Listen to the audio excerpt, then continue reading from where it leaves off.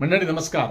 या नेटच्या युगात जेटच्या वेगाने कोण कधी केव्हा पुढे जाईल हे अजिबात सांगता येत नाही. ज्यांच्यावर अनेक जण हसले होते ते सर्व आता फसले आहेत. म्हणतात ना, समय सबका आता है और हिसाब भी सबका होता है. बस एक इंतजार होता है सही समय का. इंतजार. मंडळी, सोशल मीडियावरून सुरू झालेला कॉकरोच जनता पार्टीचा फक्त 20 दिवसांचा प्रवास हा आता देशव्यापी यलगार झाला आहे. बुढ़े बुढ़े तेरा जमाना गया है पीछे, फेंक दे तेरी रोती हुई धोती और सड़ी हुई राजनीति. बहुत खाया साले, बहुत खाया, बहुत सताया जनता को, अब हमारी बारी है. हिंदू मुसलमान में जनता को उलझाता है और बदले में क्या 2-2 कौड़ी फेंकता है. बस बस और नहीं सहा जाता. अब तो हिसाब होकर रहेगा. या तो हिसाब होगा या होगा तख्ता पलट. मंडळी, हा डायलॉग कुठल्याही सिनेमाचा नाही, लक्षात घ्या. गेल्या आठवडाभरातला इथल्या तरुणांचा हा आक्रोश आहे. हे वास्तव अगदी सविस्तर समजून घेण्यासाठी हा व्हिडिओ आजचा मिस करू नका, शेवटपर्यंत बघा. सोशल मीडियावर फक्त व्हिडिओ बनवणारी संघटना म्हणून ज्यांची देशभरात खिल्ली उडवली जात होती गेल्या 20 दिवसापासून, तीच कॉकरोच जनता पार्टी आता दिल्लीपासून पुणे, लखनौ, हैदराबाद, बेंगलुरू आणि नागपूरपर्यंत रस्त्यावर उतरलेली आहे, प्रचंड प्रमाणात. मंडळी, प्रश्न असा आहे की हा फक्त एक आंदोलनाचा दौरा आहे की देशातील खरोखरच नाराज युवकांचा, तरुणांचा नवा राजकीय आवाज आहे. हे वरवर पाहिल्याने कळणार नाही. अरे छोड़ दो ये सब नौटंकी है असं म्हणणारही होते. आग तो अभी बहुत दूर है, आग तो अभी बहुत दूर है म्हणत अहंकाराचे पांघरून घेऊन झोपणाऱ्यांची झोप उडवायला जेनजी रस्त्यावर उतरली आहे. आप सावधान रहो. यावर विचार करायला भाग पाडणाऱ्या अभिजित दिपकेंचा हुंकार देशभरात पसरला आहे. देशभरात, दिल्लीपासून तर गल्लीपर्यंत. आणि सोबत फक्त तरुण नाही तर सोनम वांगचुक सारखे अनेक समाजसेवक देखील आहेत मंडळी, आणि त्यांना भरभरून साथ मिळत आहे अख्ख्या देशातून. मंडळी, तुम्हाला ठाऊक आहे, गेल्या 6 जूनला याच झुरळांनी, याच कॉकरोचेसनी दिल्लीमध्ये शांतीपूर्ण आंदोलनाची सुरुवात केली होती जंतर मंतरवरून. त्यानंतर 11 जूनला पुण्यात सावित्रीबाई फुले विद्यापीठ परिसरात आंदोलन झालं. पण कुणी खरोखर गर्दी दाखवली तर माध्यमातील काही पाळीव पत्रकारांनी पुन्हा त्यांची खिल्ली उडवली. मंडळी, आता हा प्रवास उत्तर प्रदेश, हैदराबाद, बेंगलुरू आणि पुढे कुठे महत्वाच्या शहरात म्हणजेच नागपुरात, जिथे 2 महत्वाचे मोठे नेते राहतात, त्या ठिकाणी. कॉकरोच जनता पार्टीचे संस्थापक अभिजित दिपके यांचा दावा आहे की हा प्रवास कोणत्याही निवडणुकीसाठी नाही, तर देशातील युवकांच्या, तरुणांच्या प्रश्नांसाठी आहे, विद्यार्थ्यांच्या प्रश्नांसाठी आहे. मंडळी, पण नेमकं हे आंदोलन आहे तरी कशासाठी, हा प्रश्न तुम्हाला पडला असेल ना? पडलाच असेल. मुख्य मुद्दा आहे नीट परीक्षा पेपर फुटी प्रकरण. हे तुम्हाला माहिती आहे, ठाऊक आहे. 22 लाख विद्यार्थ्यांच्या भविष्याशी खेळ झाल्याचा हा आरोप आहे. हजारो गरीब लेकरांच्या, मायबापांच्या स्वप्नांची राख रांगोळी झाली आहे, राख रांगोळी.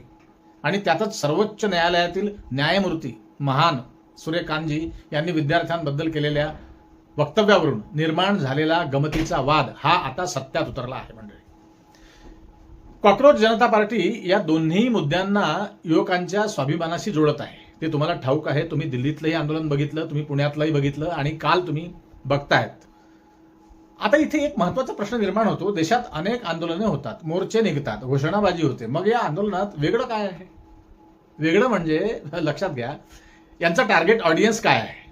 तरुणाई, बेरोजगारी, परीक्षा घोटाळे, भरती प्रक्रिया, शिक्षण व्यवस्था आणि युवकांचा राजकारणातील सहभाग.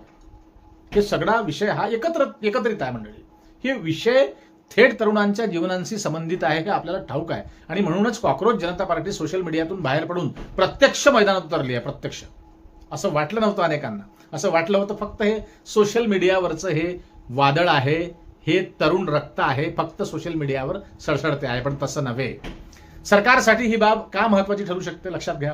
कारण युवक नाराज असेल तर कोणत्याही सरकारसाठी ती धोक्याची घंटा असते आणि ऋतून बसलेल्या सत्तेच्या समाप्तीची चाहूल असते. लक्षात घ्या. आजचा विद्यार्थी उद्याचा मतदार असतो हे राजकारण्यांना ठाऊक पाहिजे मंडळी, लक्षात घ्या. आणि जेव्हा हजारो युवक, हजारो तरुण एकाच मुद्द्यावर बोलू लागतात, रस्त्यावर उतरतात, तेव्हा तो फक्त सोशल मीडिया ट्रेंड राहत नाही. हे प्रामुख्याने लक्षात घ्या. तो राजकीय विषय बनत असतो नेहमीच. मात्र दुसरी बाजूही आहे नाण्याची, त्याकडेही आपण लक्ष दिलं पाहिजे. अनेक जण म्हणतात की आंदोलन करून प्रश्न सुटत असतात का? नव्हे. फक्त सरकारवर टीका करून, फक्त शासनावर, सरकारवर टीका करून पर्याय उभा राहत नाही का? पर्याय उभा राहतो का? कॉक्रोच जनता पार्टीकडे युवकांच्या प्रश्नांवर ठोस रोडमॅप आहे का? असे अनेक प्रश्न आहेत की या फक्त संतापाचा उद्रेक आहे. पण लक्षात घ्या, घरात बसून डायलॉग हाकलणं कुणालाही सोपं असतं मंडळी. म्हणूनच याचं उत्तर या घरगुस्यांना येणारा काळ देणार आहे, नक्कीच देणार आहे मंडळी. ज्याप्रमाणे कॉक्रोच जनता पार्टीचं वादळ सुरू आहे त्याप्रमाणे सांगतोय. पण एक गोष्ट मात्र नक्की, दिल्लीपासून नागपूरपर्यंत निघालेला हा प्रवास, ही आग, हा एल्गार लोकांच्या लक्षात आला आहे. आता लक्षात आलाय. सुरुवातीला थोडी गंमत वाटली होती, परंतु आता जरा यांनी भयान रूप घेतलेला आहे. आता तो किती मोठा होईल, किती लोक जोडले जातील आणि सरकारवर त्याचा किती परिणाम होईल हे पुढील काही महिन्यात स्पष्ट होईल. कारण इतिहास सांगतो मंडळी, युवक जेव्हा शांत, तरुण जेव्हा शांत असतो तेव्हा व्यवस्था निर्धास्त असते. नेहमीचा हा विषय आहे, नेहमीची उदाहरणं आहेत. तरुण जेव्हा शांत असतो तेव्हा व्यवस्था निर्धास्त असते. पण युवक प्रश्न विचारायला लागला की सत्ताधाऱ्यांची झोप उडू लागत असते. कॉक्रोच जनता पार्टीचं हे देशव्यापी आंदोलन खरंच तरुणांचा आवाज बनेल का हो? की इतर आंदोलनासारखं काही दिवसात विसरलं जाईल? हाही मुद्दा महत्वाचा, लक्षात घ्या मंडळी. खरं तर विसरण्यासारखं काहीच नसतं, मात्र दडपून टाकण्यासारखं या देशात अलीकडे बरंच काही घडतं. गेल्या 12 वर्षात तुम्ही पाहिलं असेल, गेल्या 12 वर्षात 2014 नंतर तुम्ही पाहिलं असेल, हम करे सो कायदा हा फॉर्म्युला वापरला जात आहे. बिलकुल बिनधास्तपणे. आम्ही हुशारच आहोत, आम्ही जे करतो ते पूर्व दिशा. गेल्या 12 वर्षात या देशात एकही पत्रकार परिषद महोदयांनी घेतली नाही, तुम्हाला माहिती असेल. त्यामुळे आम्ही जे करू त्याला देश मान्यता देत आहे. देश मान्यता देतच आहे. हा भ्रम सत्ता पक्षाला झाला आहे आणि याच भ्रमातून निर्माण झालेलं अहंकाराचं कुंपण जनतेला प्रश्न विचारण्यापासून रोखत आहे.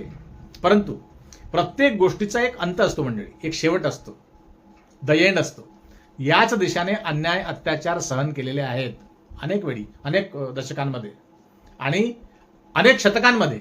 आणि शेवटी अशाच तरुणांनी एकेकाळी क्रांती केली होती आणि तेच कालचे तडफदार तरुण युग पुरुष ठरले. आणि आज ते प्रत्येकाच्या भिंतीवर तस्बिरीच्या रूपात दिमाखाने विराजमान आहेत, हे विसरून चालणार नाही. शिक्षणाच्या नावाखाली बाजार झाला आहे. वितरित करण्यात येणाऱ्या परीक्षा एजन्सीजने व्यापार मांडला आहे अक्षरशः.